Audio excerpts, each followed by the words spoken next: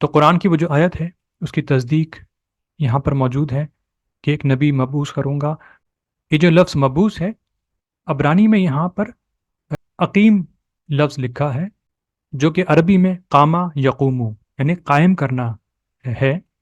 تو یہ وہ لفظ ہے کہ ایک نبی قائم کروں گا اور اس کے منہ میں اپنی زبان ڈالوں گا. اور ایگزیکٹلی یہ وہی الفاظ ہیں جو محمد صلی اللہ علیہ وسلم کے بارے میں قرآن میں موجود ہیں.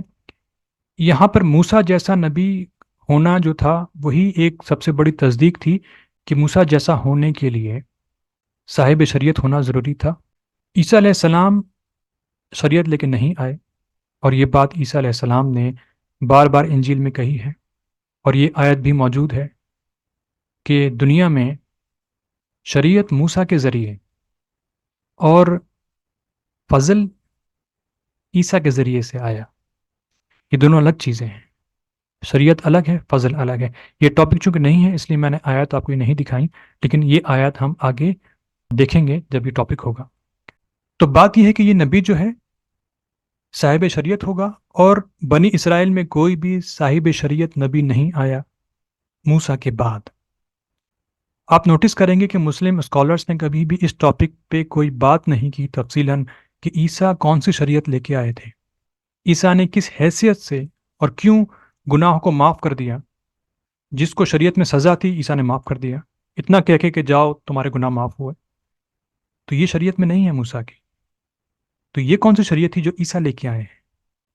یہی وہ نکات ہیں جو اسلام کی تشریح کرتے ہیں.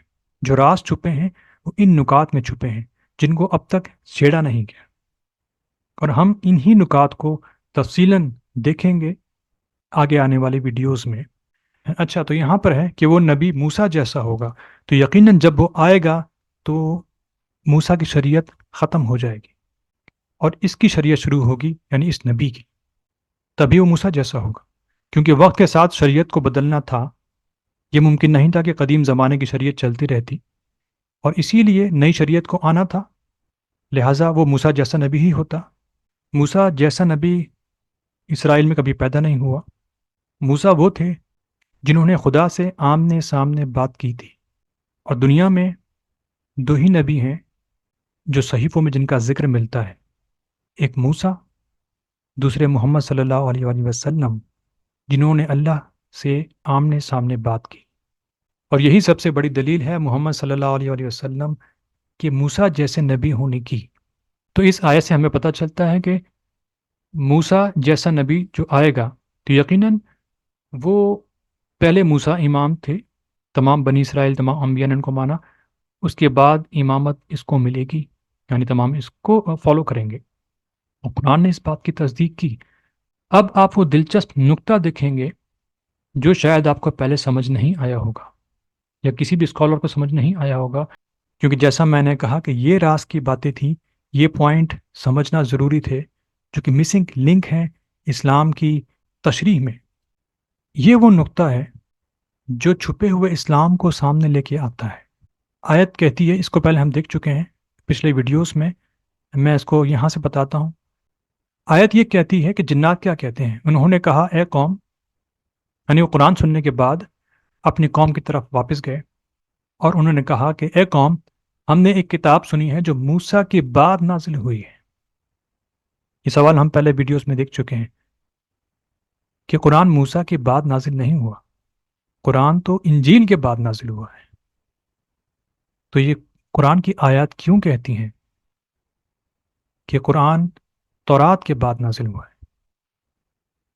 آپ کو سمجھ میں آ رہا ہوگا نقطہ جو چھپا ہوا تھا، یعنی کہ یہ نبی امام ہے، یعنی کہ موسیٰ، اور ان کے بعد جو امام آئے گا اب ان کی بات کی جا رہی ہے.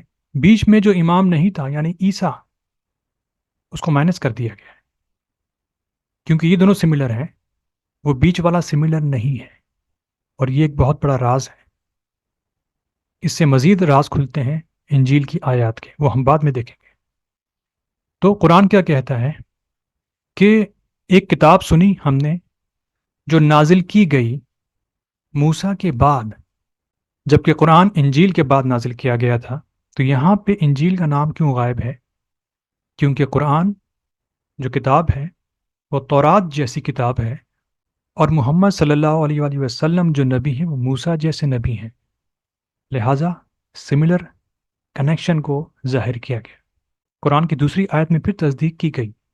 غور کیجیے، کیا وہ جو واضح دلیل پر ہو تمہارے رب کی طرف سے اور پیچھے آتا ہو اس کے ایک گواہ، اور اس سے پہلے کتاب موسیٰ امام اور رحمت۔ دیکھیے، اور اس سے پہلے، کس سے پہلے؟ قرآن سے پہلے، یہاں پہ قرآن کی بات ہو رہی ہے۔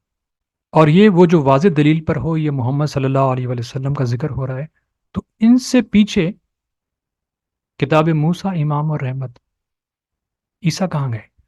تو پھر دیکھیے کہ قرآن سے پہلے کتاب موسیٰ امام تھی۔ یہی اس آیت کی تشریح ہے۔ آپ کو سمجھ میں آ رہا ہوگا یہ نقطہ کہ کس طرح سے یہ کنیکشن قرآن نے ظاہر کیا ہے، اور میں نہیں جانتا کہ لوگوں کو یہ سمجھ میں آیا تھا، مسلم اسکالرس کو یا عرب کو یقیناً نہیں آیا ہے۔ کیوں نہیں آیا ہے؟ کیونکہ بیچ میں عیسیٰ کی پہلی پھنسی ہوئی ہے، اور اسی چیز کی تشریح کے لیے میں یہ ریسرچ آپ کے سامنے لا رہا ہوں۔ تو آپ میری ویڈیوز دیکھیے، سمجھیے اور سوال کیجیے، ہر چیز کا ثبوت آپ کے سامنے ہوگا۔ اور جتنی بھی آیات میں آپ کو دکھا رہا ہوں، جو میٹر بھی میں آپ کو یہاں پہ دکھا رہا ہوں، وہ سب آن لائن موجود ہے، آپ سب کی تصدیق کر سکتے ہیں۔ تو ہم بات کر رہے تھے کہ یہاں کس طرح سے قرآن نے اس بات کی تصدیق کی کہ محمد صلی اللہ علیہ وآلہ وسلم ان جیسے نبی تھے۔ قرآن میں زبور، تورات، انجیل، وید اور دوسری کتابوں کی جو ہے تصدیق موجود ہے، چاہے وہ ڈائریکٹ ہو یا انڈائریکٹ ہو، لیکن تصدیق موجود ہے، اور لوگ نہیں سمجھ رہے، کیونکہ لوگوں نے دوسرے صحیفوں کو گہرائی سے اس کا مطالعہ نہیں کیا، سمجھا نہیں ہے، ان کی اوریجنل لینگویج پہ کام نہیں کیا، اور اسی وجہ سے وہ خود بھی سمجھ نہیں پائے۔ وہ دوسرے مذاہب کے ملا کا نظریہ سامنے لے کے آتے ہیں، اسی کو صحیح سمجھتے ہیں۔ جس طرح ہمارے یہاں غلطی ہوئی ہے، کرپشن ہوا ہے، اسی طرح تو ان کی کتابوں میں بھی کرپشن موجود ہے، اور ان کے ملا بھی یہی کر رہے ہیں۔ تو جب آپ تحقیقی کام کر رہے ہیں تو ان کے ملا کو آپ کیسے سن سکتے ہیں، اور کیسے ان کو آپ ایک ثبوت بنا سکتے ہیں جبکہ وہ خود غلط ہیں اور وہ خود چھپا رہے ہیں؟ تو آپ کو سچ جاننے کے لیے خود ہی گہرائی میں اترنا پڑے گا، اور یہی کام میں نے کیا، اور بہت کچھ میں نے جانا جو میں آپ کے ساتھ یہاں پہ شیئر کر رہا ہوں۔ تو یہاں پر میں یہ ویڈیو تمام کرتا ہوں۔ ابھی ہم نے بائبل میں ایک نبی کی تصدیق کی، اگلی بار ہم اس آیت کی تصدیق انجیل سے دیکھیں گے، اور اس کے بعد ہم رسول اور امی نبی کی تصدیق دیکھیں گے کہ وہ کس طرح سے ہولی بکس میں موجود ہیں۔ ویڈیو ختم کرنے سے پہلے میں ایک سوال آپ کے سامنے چھوڑ کے جا رہا ہوں۔ جیسا کہ آپ نے دیکھا، آیت کہتی ہے کہ قرآن سے پہلے کتاب موسیٰ امام تھی۔ سوال ہے کہ کتاب عیسیٰ امام کیوں نہیں ہے؟ عیسیٰ بھی تو کلیمت اللہ، روح اللہ اور مسیح تھے۔ پھر سوچئے اور بار بار سوچئے کہ ان کی کتاب امام کیوں نہیں ہے؟